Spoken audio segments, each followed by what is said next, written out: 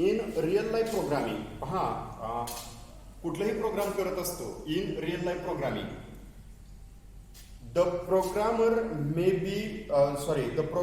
B large and complex. एखादा program काय असू शकतो की खूप मोठा असू शकतो किंवा एखादा कॉम्प्लेक्स पण असू शकतो. आणि ह्याच्यामधले जे काही रिझल्टिंग टास्क असतात, as a result the task of debugging, maintaining and testing. What is the debugging, maintaining and testing? Debug पहा याच्यामध्ये डिबग, मेंटेन अँड टेस्टिंग. किती पार्ट झाले याच्यामध्ये?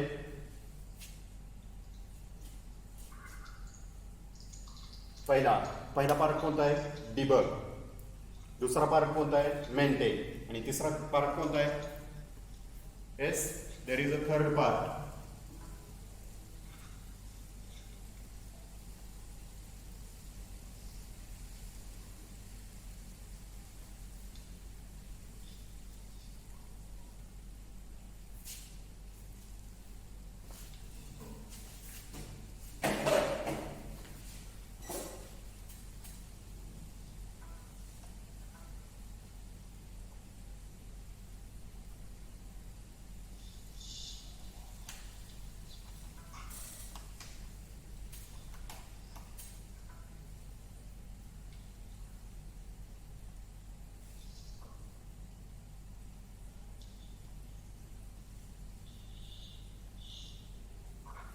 दीपाली माईक ऑफ कर तुझा. ओके, ठीक आहे. तर ह्याच्यामध्ये 3 इम्पॉर्टंट पार्ट आहेत. पहिला कोणता आहे? डिबगिंग. दुसरा आहे तो मेंटेनिंग. अँड तिसरा कोणता आहे? टेस्टिंग. आवाज येतोय?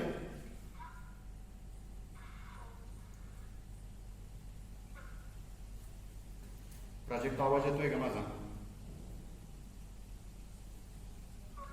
क्लिअर येतोय ना?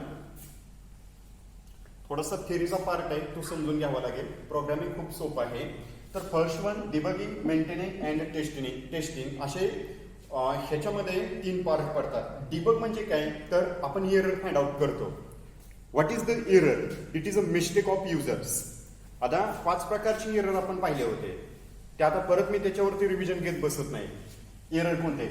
डिबगिंग, मेंटेनिंग आलेले एरर्स, त्या डिबग मधनं एरर काय करायचे? फाइंड आउट करायचे, सॉर्टिंग करायचे. आणि त्याच्यानंतर हा जो डेटा आहे तो डेटा काय करायचा आपल्याला? तर त्याच्यामध्ये मेंटेन करायचा. म्हणजे इथं मेंटेन करायचा, आलेले एरर फाइंड आउट करायचे, बग्स काढायचे त्याच्यामधनं. आणि आपला जो प्रोग्राम आहे तो वन्स अगेन काय करायचा? टेस्टिंग करायचं, वन्स अगेन कंपाईल करायचं. ज्यावेळेस आपण कंपाईल करतोय किंवा टेस्टिंग करतोय किंवा मेंटेनिंग करतोय, त्यावेळेस त्याच्यामध्ये ह्या 3 स्टेप खूप महत्वाचे असतात programming: debugging, maintaining and testing. तर ह्या डिबगिंग मध्ये काय होतं? तर एरर फाइंड आउट केले, आलेले एरर इथं मेंटेन केली आणि परत टेस्ट केले की परत ते एरर येत आहेत किंवा नाही. Okay, so become difficult if a program is divided into functional part. किंवा जर एखादा प्रोग्राम हा स्मॉल ग्रुपमध्ये जर आपण डिवायडेड केला, एखादा प्रोग्राम सपोज 1000 लाईन, 2000 लाईन, 10,000 लाईनचा एखादा प्रोग्राम असेल, तर त्याच्यामध्ये एरर किंवा बग्स फाइंड आउट करणं हे खूप डिफिकल्ट असतात. आणि मग ही जी डिफिकल्टीज आहेत, ह्या डिफिकल्टीज आपल्याला ओव्हरकम करायचे असतील किंवा कमी करायचे असतील, तर त्यावेळेस आपण ह्याच्यामध्ये आपण काय करूयात की हा जो दिलेला कोड आहे, तो कोड हा काय केला की रिसाइज केला किंवा त्याच्यामध्ये कन्वर्ट केला स्मॉल ब्लॉकमध्ये. आणि ज्यावेळेस असे स्मॉल ब्लॉकमध्ये आपण कन्वर्ट करतोय, तेव्हा हा जो डिफिकल्टीज आहेत त्या आपल्याला कमी करायचे असतात.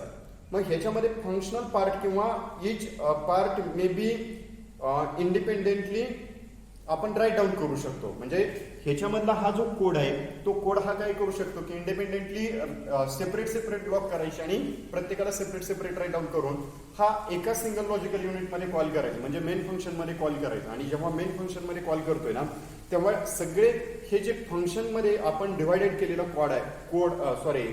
कोड आहे तो वेगवेगळे पार्ट करायचा. म्हणजे एखादा प्रोग्राम आहे तर तो लार्ज युनिटमध्ये जात असेल किंवा नंबर ऑफ लाईन्स त्याच्यामध्ये इन्क्लूड केलेले असतील, आणि त्याला जर आपण सेपरेट केला, तर तो कोड आपल्याला सेपरेट न करता एका सिंगल युनिटमध्ये जर आपण हा डिस्प्ले केला किंवा दाखवला, तर ह्याच्यामध्ये मेन फंक्शनमध्ये त्यांना कॉल केला, तर एक्झिक्युशनमध्ये किंवा टेस्टिंगमध्ये किंवा मेंटेनन्स करताना ते डिफिकल्ट होणार नाही. सो ह्याच्यामध्ये काय होईल की मग अंडरस्टँड करताना डिबगिंग काय आहे, टेस्टिंग काय आहे किंवा सब मेंटेनिंग काय आहे, या 3 टेक्निक्स आपल्याला यूज करताना प्रॉब्लेम येणार नाही.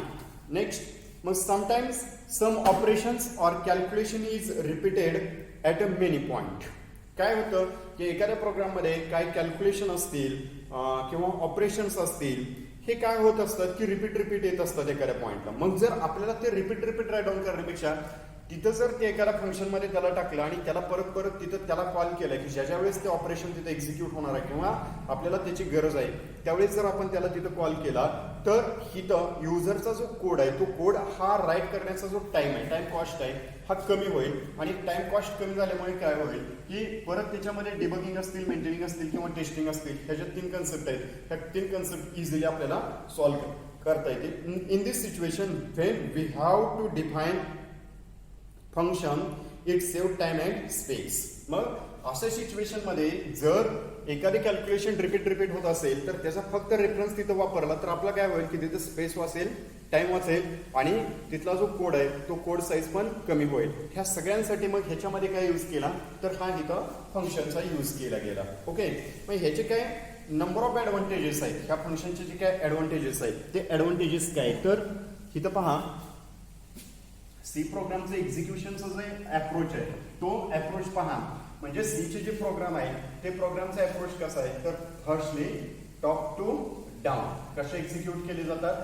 टॉप डाऊन ह्या अप्रोचनुसार आपले प्रोग्रामचा कोड आहे तो कोड हा एक्झिक्यूट केला. तर ह्याच्यातला पहिला ऍडव्हान्टेजेस आहे it facilitate top down modular programming. तर ह्याच्यामध्ये ह्याचं जे एक्झिक्युशन आहे ते एक्झिक्युशन कुठल्या पॅटर्नमध्ये आहे तर पहिला ऍडव्हान्टेजेस कोणता आहे टॉप डाऊन मॉड्युलर. म्हणजे टॉप टू बॉटम जो कोड दिलेला आहे टॉप पासून बॉटम पर्यंत आपण काय करू शकतो की हा कोड आहे तो कोड एक्झिक्यूट करून घेऊ शकतो किंवा आपला जो कोड आहे तो कोड तिथं प्लेस करू शकतो. सो सी लँग्वेज मधले जेवढे पण प्रोग्राम आहेत तेवढे त्याचा अप्रोच हा कोणता असतो तर ह्याच्यामध्ये टॉप टू डाऊनच आहे. ओके, पहा ह्याच्यामध्ये in the programming style the high level logic is solved first. मग याच्यामध्ये प्रोग्रामिंग स्टाईलमध्ये त्याच्यातले जे काय हाय लेवल प्रोग्रामिंग लॉजिक दिलेलं असेल तर ते पहिल्यांदा त्याच्यामध्ये सॉल्व्ह करता येतं. म्हणजे इथं प्रोग्राममध्ये जे लॉजिक इम्प्लिमेंट करणार आहे what is the logic exactly which mathematical calculation completed first. जिथं मॅथमॅटिकल कॅल्क्युलेशन पहिल्यांदा कम्प्लीट केली जातात तेव्हा त्याला काय म्हटलं जातं लॉजिक असं म्हटलं जातं. तर ह्या लॉजिकनुसार आपण आपला जो कोड आहे तो कोड हा एक्झिक्यूट करू शकतो. सेकंड वन पहा, पहिला जो आहे तो ह्याचा मॉड्युलर अप्रोच कोणता मिळाला तर टॉप डाऊन हा मॉड्युलर अप्रोच मिळाला. Second one the length of source program can be reduced by using function. आता ह्याच्यामध्ये length of source program second one length of source program.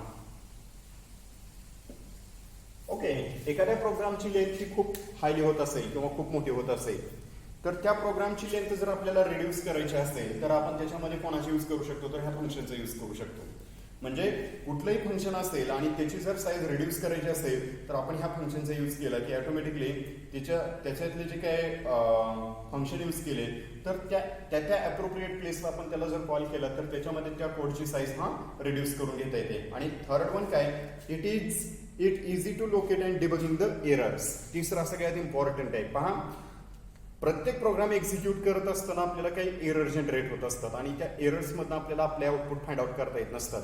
तर ते एरर जर फाइंड आउट करायचे असतील आपल्याला तर त्याच्यामध्ये हा प्रोग्राममध्ये त्याच्यातले एरर आपल्याला लोकेट करता आले पाहिजे किंवा डिबगिंग करता आलं पाहिजे. आणि जेव्हा आपण अशा प्रकारे त्याच्यातले एरर किंवा त्याच्यातले बग्स असतील जर ते फाइंड आउट केले किंवा सॉर्टिंग करता आले की एरर कुठल्या कॅटेगरीतला आहे तर तुम्हाला इझिली तुमचा जो कोड आहे तो कोड प्लेस करता येईल किंवा यूज करता येईल. So this is the need of किंवा ह्याचे ऍडव्हान्टेजेस ऑफ फंक्शन झाले.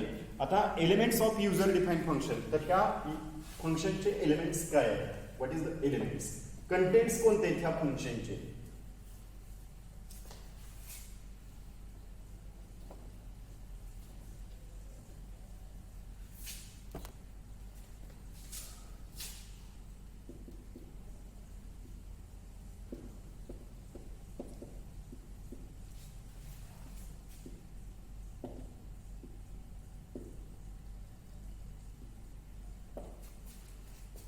काय टायटल दिलंय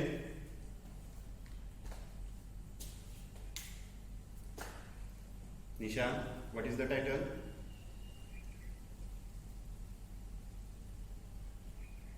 Dipali.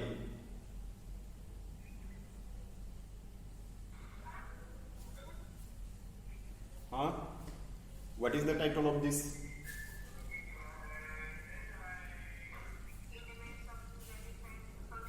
Elements of user defined function. User defined function चे elements कोणते कोणते आहेत? As we know that function are classified one of the derived data type. सकाळी मी तुम्हाला डेटा टाइप्स नावाची कन्सेप्ट शिकवत होतो. ओके, वन्स अगेन ह्या डेटा टाइप कडे मी येतोय. डेटा टाइप्स किती क्लासेस मध्ये आपण डेटा टाइप दाखवले होते? There are 3 types of the. First one, पहिला आहे तो प्रायमरी, दुसरा आहे तो डिराइव्ड आणि तिसरा आहे तो युजर डिफाइंड.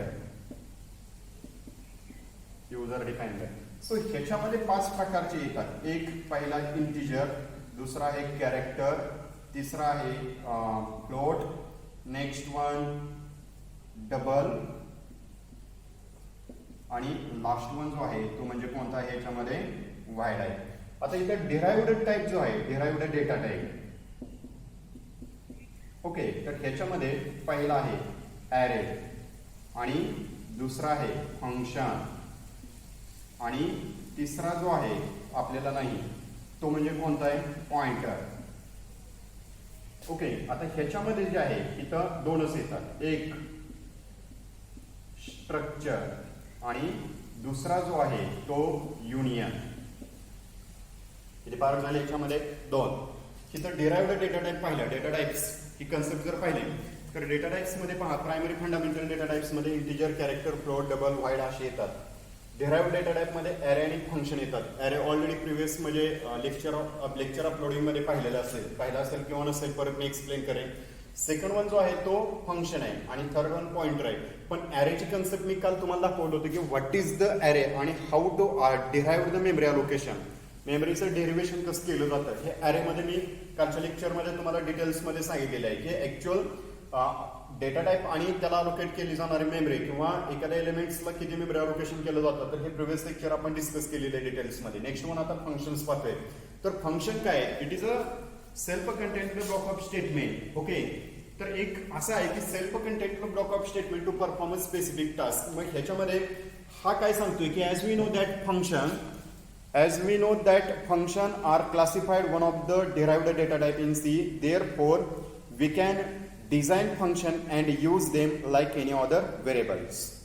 आपण जसं व्हेरिएबल डिक्लेअर करतो तसा जनरली बाकीचे जे काही व्हेरिएबल डिक्लेरेशन करण्यासाठी आपण रूल्स वापरतो किंवा व्हेरिएबल डिक्लेरेशन करताना काय वापरतो?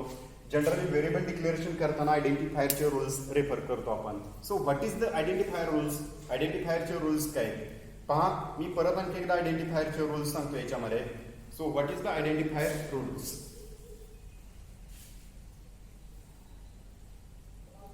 आयडेंटिफायरचे रूल्स काय? Identifier refers name of the variable, array, function, pointer. परत आणखी एकदा पहा. Identifier refers name of the variable, array, pointer, function. It can start with upper case letter as well as lower case letters. C language ही totally case sensitive language आहे. त्याच्यामुळे ह्याच्यामध्ये upper केसमध्ये declare केले तर अप्पर केसमध्ये use करायला लागतात आणि लोअर केसमध्ये यूज केले तर लोअर केस लेटरमध्ये यूज करायला लागतात.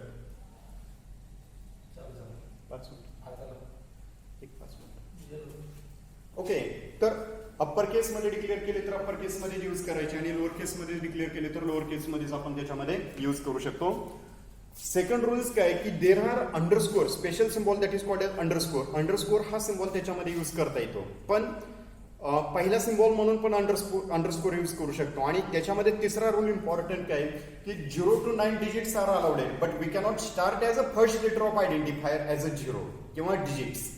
डिजिटने कुठल्याही नावाची सुरुवात करू शकत नाही, पण डिजिट हा नावाच्या शेवटी आपण यूज करू शकतो. हा महत्वाचा आहे. जर तुम्ही एखाद्या व्हेरिएबलच्या नावाच्या सुरुवातीला जर डिजिट वापरला तर तिथं कंपाईल टाइम एरर येतात आणि कंपाईल टाइम एरर आला की आपला कोड हा टोटली चुकतो. म्हणून आपण याच्यामध्ये काय सांगितलं की जे elements of user define functions आहेत त्याच्यामध्ये function it is a self contented block of statement to perform a specific type. आणि जसा व्हेरिएबल डिक्लेअर करतो as it is a like we can use the or we can declare the function जसं variable declare करण्यासाठी आपल्याला काय करायला लागतो की फर्स्टली आपल्याला डेटा टाइप घ्यावा लागतो. Suppose integer, this is the data type, आणि आपण व्हेरिएबल डिक्लेअर केला A,B,C, it is a variable. अशाच पद्धतीने आपल्याला फंक्शन पण डिक्लेअर करता येतो. म्हणजे फंक्शन आणि व्हेरिएबल हे काय फार वेगळे नाही. फंक्शनलाही मेमरी अलोकेशन करून घ्यावीच लागते आणि व्हेरिएबलला पण मेमरी अलोकेशन करून घ्यावीच लागते. म्हणजे ह्याच्यामध्ये there are some similarities between function and variable in C. आणि ह्याच्यामध्ये फंक्शन आणि जे काय व्हेरिएबल डिक्लेरेशन आहे ह्या दोघांमध्ये ज्या काय सिमिलरिटीज आहेत ह्या सेम सिमिलरिटीज आहेत. काही वेगळं नाही ह्याच्यामध्ये. फंक्शन व्हेरिएबल सारखा डिक्लेअर करू शकतो आणि व्हेरिएबल हा फंक्शन सारखा डिक्लेअर करू शकतो. So this is the two important concept of function declaration. Okay, किंवा ह्याच्यामध्ये elements of user define function मध्ये ह्याच्यामध्ये काय पॉइंट्स आहेत हे पॉइंट्स आपण परत पाहूयात. ओके,